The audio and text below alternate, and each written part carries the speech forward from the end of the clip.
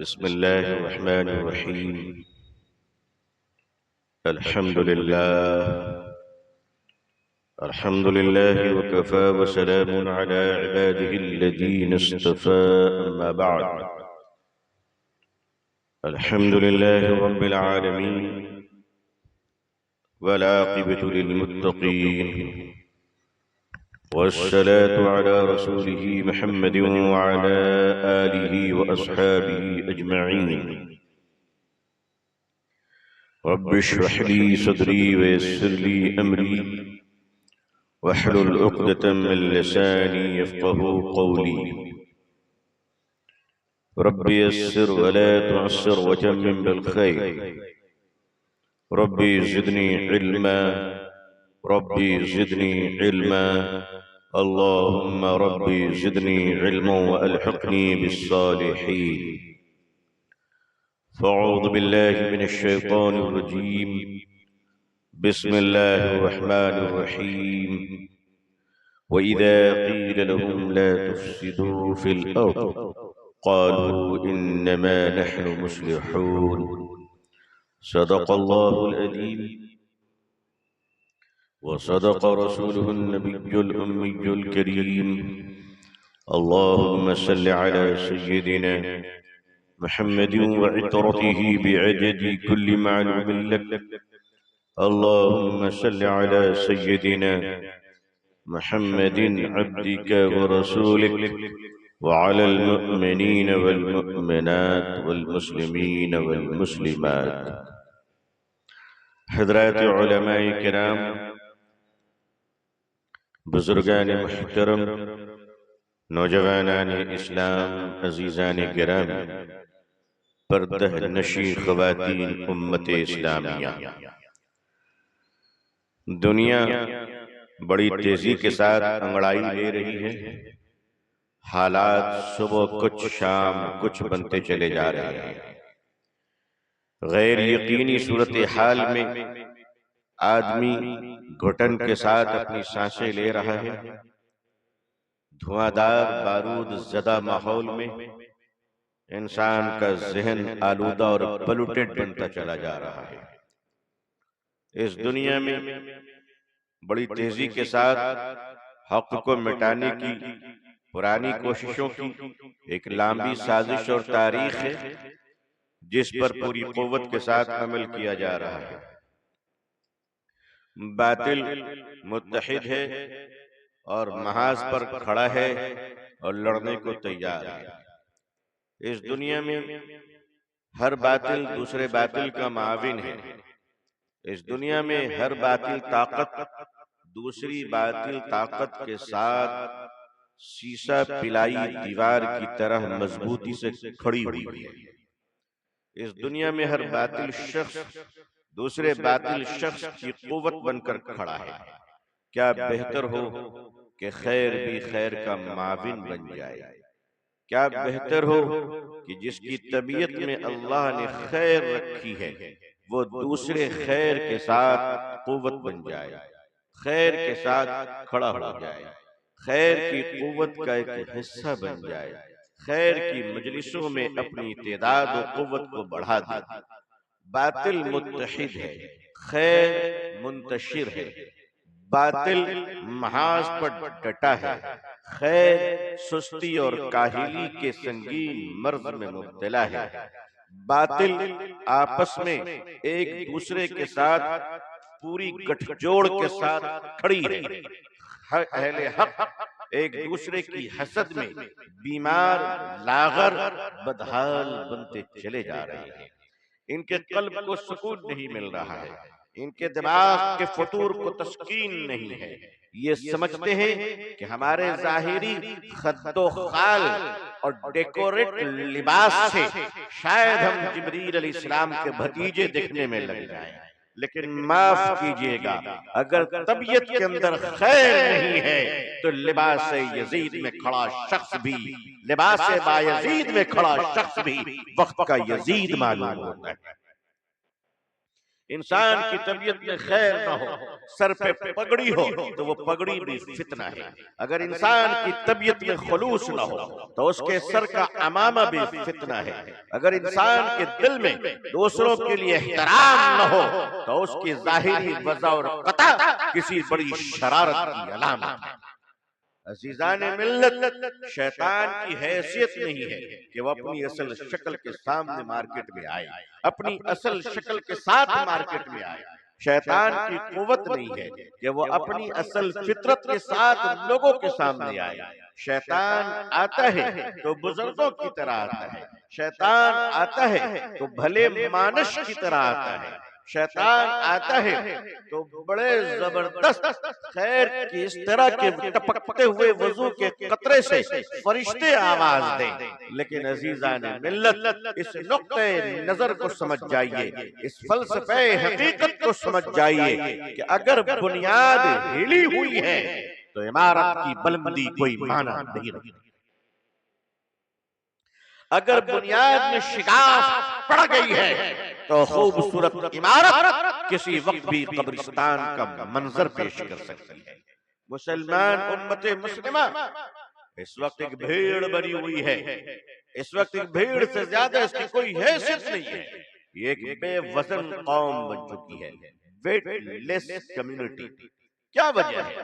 ہمارے پاس علماء کی کمی نہیں ہے، مدرسوں کی کمی نہیں ہے، دین کے کام کرنے والے تبلیغی جماعت میں لگے افراد کی بھی کمی نہیں ہے، مجھ جیسے معمولی انسان سے لے کر بڑے بڑے دقاق خطیب العصر سے لے کر خطیب الفجر تک کی کمی نہیں ہے، جو عصر میں شروع کرے تو فجر تک رہے، مغرب عشاء فجر کی نماز سب قیامت میں پڑھوا دیں گے، ایسے لوگوں کی بھی کمی نہیں ہے، باوجود اس کے تم روبے زوال کیوں ہو، تم دن بدن گرتے کیوں چلے جا رہے ہو؟ کبھی غور کیا ان حالات پر؟ تعداد ہماری بڑھتی جا رہی ہے، ہم نیچے گرتے چلے جا رہے ہیں، مدرسے، علماء، خانقاہ، مجلسیں، جلسے، تبلیغی جماعت، تقریریں سب دن بدن بڑھتی چلی جا رہی ہے، ہم نیچے گرتے چلے جا رہے ہیں۔ ہر اصلاح معاشرہ کے جلسے میں مسلمانوں کی خرابیاں بیان ہوتی ہیں، مسلمانوں تم میں یہ خرابی ہے، اور بعض لوگ تو تقریر ایسی کرتے ہیں جیسے ایران کی میزائل داغ رہے ہیں، ایسا لگتا ہے کہ بولنے والا حضرت اسرائیل علیہ السلام کا سگا بھائی ہے، معصوم فرشتہ ہے۔ مسلمانوں یاد رکھیے، اس وقت اصلاح عام کی ضرورت سے زیادہ اصلاح خواص کی ضرورت ہے۔ میں فصلی عام آنے والے موسم کے پھل کا ذکر نہیں کر رہا، میں آپ سے صاف کہہ رہا ہوں کہ جب میں مجمع کو مخاطب کرتا ہوں، واللہ مخاطب میری اپنی ذات ہوتی ہے، آپ نہیں۔ آپ تو پھر بھی بہتر نظر آتے ہیں، حالات اتنے وسفوٹک ہیں کہ اگر میں اس پر بولنے چلا جاؤں تو کتنوں کے خواب پریشان ہو جائیں گے، کتنوں کی عیدیں غدیر میں تبدیل ہو جائیں گی، کتنوں کا دھندا چوپٹ ہو جائے گا، جنہوں نے مذہب کو تماشا بنا رکھا ہے، دین کو پیشہ بنا رکھا ہے، پورے سسٹم کا کباڑا بنا رکھا ہے۔ عزیزان ملت یاد رکھیے گا، آپریشن ہوں گے تو خون نکلے گا اور درد ہوگا، اگر برداشت کر سکو تو ملت کی زندگی کی بات کرنا، ورنہ مرو جیسے مرنے کا تماشا بن رہا ہے۔ چلو اس طرح سے آپ کو کیا لگتا ہے دنیا کو آپ سے ہمدردی کیوں ہوگی؟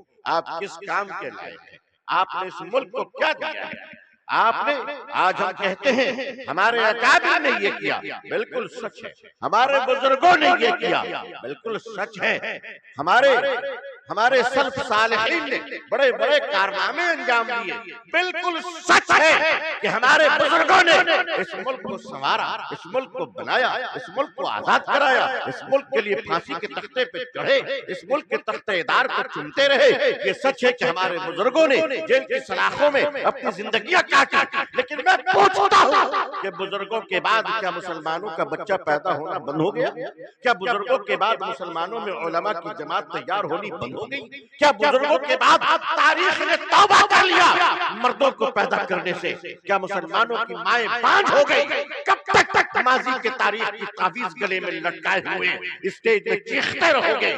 آخر تم اپنا کردار تیار خود کیوں نہیں کرتے؟ آنے والے وقتوں میں حالات کا سلوشن تم بتاتے کیوں نہیں؟ پچھلے سال جو بریانی کھائی تھی اسی کو یاد کر کے اس سال تمہارا پیٹ بھر جائے گا؟ گزری ہوئی روٹیوں سے اگر پیٹ نہیں بھرتا تو صرف یہ کہنا ہماری تاریخ، ہم تاریخ بیان کر رہے ہیں، ہمارا مخالف اپنا حال تیار کر رہا ہے، ہم ماضی بیان کر رہے ہیں، ہمارا دشمن اپنے مستقبل کو درست کر رہا ہے۔ ہم نے نوجوانوں کو نعروں میں لگا رکھا ہے، اس نعرے اتنی تیز مارتے ہیں کہ اپنے کمر کے نعروں کی حالات اچھے نہیں ہوتے، کہاں سے کہاں پہنچ جاتے ہیں، انہیں اپنا پائجامہ سنبھال کر آگے چلنا پڑتا ہے۔ عزیزان ملت، ہوش کے ناخن لیجئے، آپ کا بہت استعمال ہو چکا ہے، استحصال ہو چکا ہے، اسپائل ہو چکے ہیں آپ، اب آپ کے پاس کوئی قوت نہیں ہے، آپ کے پاس کوئی طاقت نہیں ہے، آپ کو دوبارہ کھڑا ہونا پڑے گا، کہ آپ کو اپنی نسلوں کو دوبارہ کھڑی کرنی پڑے گی۔ اور میں آپ سے صاف کہہ دوں، اور یہ بات صرف آپ کے سامنے نہیں، میں نے اپنے بزرگوں اور اکابرین کی خدمت میں بھی کہہ رکھا ہے کہ میرا اپنا احساس یہ ہے، آپ حضرات بھی سن لیں، جو اہل مدارس ہیں، علماء ہیں، وہ بھی توجہ فرمائیں کہ میرا اپنا احساس یہ ہے کہ مسلمان، ہندوستانی مسلمان جان مال کے خطروں سے باہر آ چکا ہے، نعوذ باللہ یہ امت اب ایمان کے خطرے میں داخل ہو چکی ہے۔ جس کو دیکھیے وہ ایمان کا سودا کر رہا ہے، اور ایمان کے سودے کہاں نہیں ہو رہے؟ قربانی میں ایمان کا سودا، رمضان میں ایمان کا سودا، عید میں ایمان کا سودا، ہر نام پہ ایمان کا سودا، دین کا سودا۔ یہ امت کہاں پہنچ رہی ہے؟ عزیزان ملت، اب آپ کو منظم دوبارہ ہونا پڑے گا، اپنے ان بوسیدہ گھروں کو تبدیل کرنے ہوں گے، اور حالات کو بہتر بنانا ہے۔ تو یاد رکھیے، حالات بہتر، حکومتوں کے بدلنے سے حالات بہتر نہیں ہوتے، اپنی لچھنوں کے بدلنے سے حالات بہتر ہوتے ہیں، کیریکٹر کے بدلنے سے حالات بہتر ہوتے ہیں۔ ٹوپی پہن کر دن رات جھوٹ بولتے رہو گے، تم تہجد کے ساتھ برباد کر دیے جاؤ گے، نعوذ باللہ۔ تہجد کی نماز اپنی جگہ بابرکت ہے، لیکن اپنے کیریکٹر کو ٹھیک کرنا ضروری ہے۔ یہ امت معاشرہ عبادت سے نہیں بنائی جاتی، معاشرہ تو معاملات سے وجود میں آتا ہے۔ جس قوم کی عبادت اتنی اچھی کہ سر پہ موٹے موٹے نمازوں کے نشان، اور کیریکٹر اتنا خراب کہ ایک بار قرضہ لیا تو دینے والا مر جائے مگر یہ دینے کو تیار نہ ہو، یہ کیریکٹر ہے، کیریکٹر کا یہ عالم ہے۔ صبح سے شام تک جھوٹ بولتے ہیں، اسٹیج سے لے کر محراب تک بھی جھوٹ بولتے ہیں، آخر خدا کب ہماری ہدایت کے اللہ فیصلے فرما دے۔ عزیزان ملت، اب جو آپ کو کام کرنا ہے وہ کام نہج بدل چکا ہے، اب کام کی لائن آپ کو درست کرنی پڑے گی۔ آپ کو دو تین یاد رکھیے گا، 4 ضرورتیں ایسی ہیں جس سے نہ عام آدمی انکار کر سکتا ہے، نہ وقت کا پیر صاحب انکار فرما سکتا ہے۔ 4 ضرورتیں۔ دیکھیے ایک بات میں آپ سے صاف کہہ دوں، اگر آپ سے کوئی وقت کا بہت بڑا شریف آدمی کہتا ہے بھائی مجھے پیسوں کی ضرورت نہیں ہے، کیا چیز کی ضرورت نہیں ہے؟ بھائی مجھے پیسوں کی ضرورت نہیں ہے، تو 2 باتیں ہیں، یا تو وہ پاگل ہے یا جھوٹ بول رہا ہے۔ زیادہ چانسز ہے کہ جھوٹ بول رہا ہے، زیادہ چانس کیا ہے؟ جھوٹ بول رہا ہے۔ اس لیے کہ پیسوں کی ضرورت ہر ایک کو ہے، اس ضرورت سے انکار نہیں کیا جا سکتا، لیکن ہاں اگر آدمی حلال راستوں سے نہیں کمائے گا تو وہ حرام راستے ضرور اختیار کرے گا۔ اس لیے حلال راستوں کا درست ہونا بہت ضروری ہے، بہت ضروری ہے حلال راستوں کا درست ہونا۔ اگر حلال راستے نہیں ہوں گے تو حرام سے انسان کے پیٹ کا بھوک انسان کو شرک اور کفر کے دروازے تک پہنچا دیتی ہے۔ فراڈ اور ٹھگنا یہ کون سی بڑی بات ہے؟ یہ بھوک۔ اس لیے 4 تہذیبیں جس کی پرورش اسلام نے کی، اور اسلام نے ان 4 کے راستے درست کیے، اور مسلمانوں آپ کو ان 4 ضرورتوں کو مان کر اور اسلام کے اصولوں کو جان کر ہی چلنا ہے۔ سنت پر چلنا ہے صلی اللہ علیہ وسلم، مگر کون سی سنت پر چلنا یہ بھی تو بتائیے حضور۔ مسلمانوں کو زندگی پاکیزہ گزارنی ہے، مگر پاکیزگی آتی کیسے ہے؟ چار تہذیبیں یاد رکھیے گا جو انسان کی ضرورت ہے، یا چار ضرورتیں کہہ لیجیے۔ میں تہذیب اس لیے کہہ رہا ہوں کہ اس وقت تہذیبیں ٹکرا رہی ہیں، آپس میں تہذیبوں کو مٹانے کے لیے اسی کے اندر ایک خوبصورت فریب کاریاں جو تابکاری سے زیادہ خطرناک ہے وہ پیدا کی جا رہی ہیں۔ چار باتیں جو چار ضرورتیں ہیں، اولاً تو یہ ہے کہ انسان جب دنیا میں پیدا ہوتا ہے تو اس کی پہلی ضرورت کھانا پینا ہے۔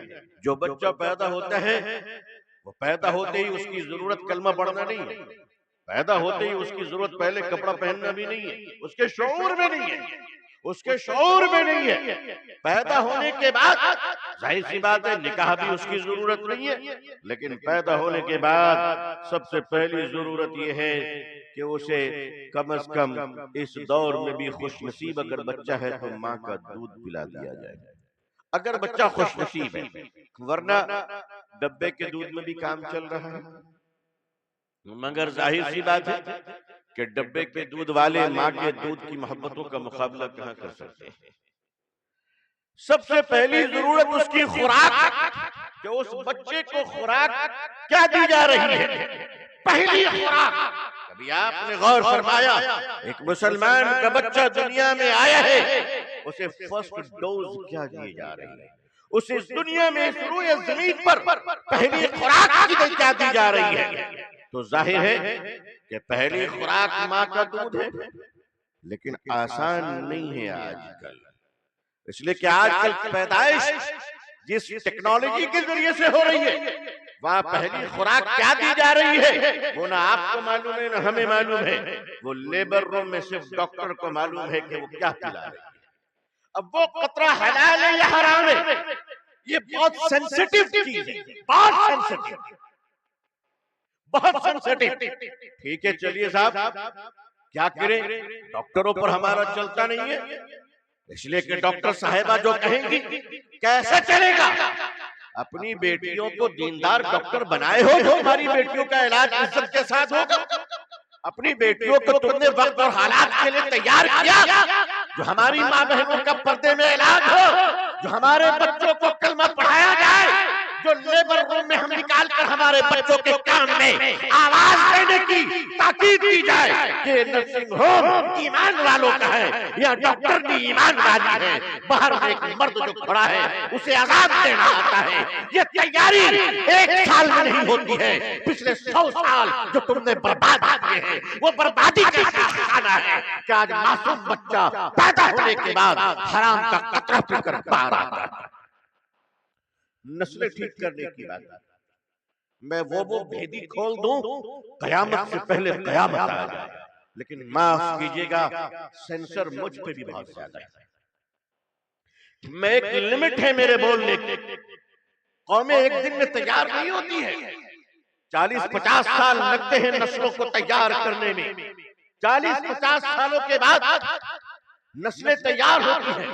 مسلمانوں کی جو ضرورتیں ہیں وہ مسلمانوں کے درمیان پوری ہونی چاہیے، مسلمانوں میں اچھے مالک کی ضرورت ہے، وہ مسلمانوں کو تیار کرنا ہے، مسلمانوں میں اچھے اساتذہ کی ضرورت ہے، اچھے اساتذہ۔ آج کل تو معاف کیجئے گا ایسے ایسے ماسٹر صاحب آ گئے ہیں، آپ لوگ تو خیر اچھے ہی لوگ ہوں گے یہاں کے ماسٹر صاحب۔ آج میں ایک گروپ میں پڑھ رہا تھا، ایک صاحب نے لکھا ہے پھوکانیاں پھوکانیاں کا ریزلٹ آ گیا ہے، مطلب اسے اب ڈگری ملے گی اور وہ معلم بنے گا۔ سوچئے کہ مسلمانوں کے بچوں کو کس طرح تباہ کرے گا۔ بس نوکری چاہیے، امت کا بیڑا غرق ہو جائے، امت کی نسلیں تباہ ہو جائیں، مگر ہمیں بس پیسے چاہیے۔ یہ امت کہاں پہنچ رہی ہے؟ یہ تو شکر ادا کرو کہ تھوڑی بہت ٹمٹماتے ہوئے علم کا چراغ مدرسوں میں محفوظ ہے۔ یہ ٹمٹماتا ہو لفظ استعمال کر رہا ہوں کیونکہ آپ سمجھ رہے ہیں کہ میں کیا کہہ رہا ہوں۔ ہمارے یہاں بھی معاف کیجئے گا بڑی توجہ کی ضرورت ہے تاکہ صلاحیتیں اور صالحیت کے ساتھ آ جائے، مگر فرمارے پھوکانیاں کا ریزلٹ یہ کب آنے والا ہے؟ میں سر پکڑ گیا کہ اللہ کی پناہ اس درجے پہ انسان آ کر اگر جاہلوں کے ہاتھ میں ہماری قوم کے بچے آئیں گے تو ہماری قوم کے بچے کیا تیار ہوں گے؟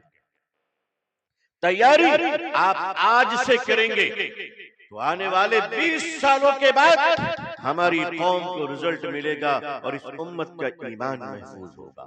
امت کا ایمان صرف مسجدوں میں محفوظ نہیں ہوتے ہیں، امت کے ایمان کا تعلق جو نمبر 1 ہے، پہلا تعلق مسجد سے نہیں ہے۔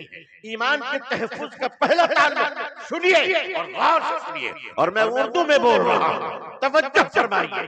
ایمان کی حفاظت کا پہلا مرحلہ مسجد نہیں ہے، ایمان کی حفاظت کی پہلی جگہ مدرسہ بھی نہیں ہے، ایمان کی حفاظت نہ حرم میں ہے نہ مدینے میں ہے، سب سے پہلے اگر ہے تو کچن میں ہے۔ سب سے پہلے ایمان کی حفاظت کچن میں ہے کہ آپ کھا کیا رہے ہیں، آپ کے شکم میں کیا جا رہا ہے، حرام کی کھا رہے ہو، اللہ اللہ کر رہے ہو۔ سنا نہیں تم نے میرے آقا صلی اللہ علیہ وسلم نے کیا ارشاد فرمایا، جس کے مقدس اور مبارک ترجمے کا مفہوم یہ ہے کہ امت اللہ اللہ کر رہی ہوگی مگر دعا اوپر نہیں جا رہی ہوگی۔ آج کل تو بہت سارے دعا اسپیشلسٹ بھی نکل گئے ہیں جو اللہ کہتے ہی ایسا روتے ہیں کہ اپنے باپ کے مرنے پہ بھی اتنا نہیں رویا تھا۔ ایسے سے ڈھونگی لوگ آ چکے ہیں ہمارے یہاں، مکاروں نے ہمیں ہائی جیک کر رکھا ہے، مکاروں نے۔ اب تو لوگ خواب بیان کرتے ہیں، میں نے یہ خواب دیکھا، میرے حضرت نے یہ فرما دیا۔ آپ کے حضرت خدا ہے، آپ کے حضرت رسول ہے۔